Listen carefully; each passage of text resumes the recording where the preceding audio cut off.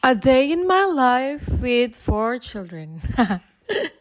So today, guys, nandito sa amin si Kobe at si Yana. And we decided to go to the park.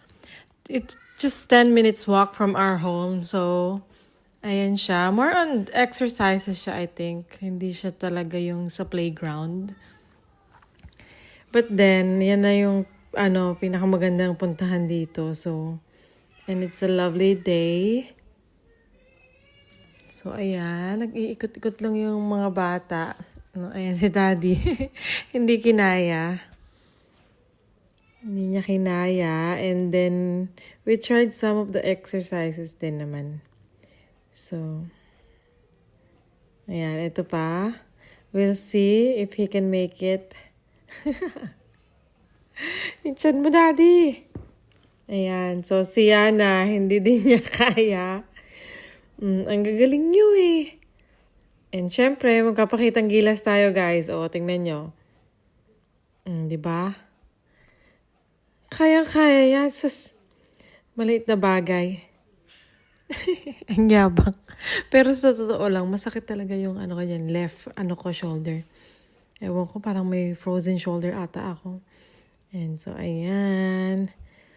With kulit sayon. Nag-pull-ups lang si Daddy. Hindi mo ba? Tinry ko yan. Hindi na ako makaangat, guys. Pero kasi nahiga ako up to the very end eh. Hanggang dun sa maramdaman ko yung buong bakal na yon. And ito daw ang the best exercise. Ayan. Papunta na kami sa shop. Ayan, pagod na yung mga yan. Si Sayon, ayaw tantanan si Yana. And ice cream time. Tapos na kaming mag-shopping sa Aldi. Hindi ko na napakita, guys. So, pauwi na kami. And pagdating namin sa bahay, ayan, nag-barbecue. Ayan, papakita ko lang yung mga kamatis ko, guys. Sobrang dami talaga niya, as in. Nakakatuwa. And ayan, si Daddy yung nagba-barbecue. Pusit lang naman yung binarbecue namin, tsaka pork belly. And nag-swimming yung mga kids. Ayan, enjoy na enjoy sila kasi ngayon mainit. So kahit pa paano yung summer. And ayun lang naman, half day lang pala yung napakita ko, guys. Hindi ko na napakita yung the rest of the day.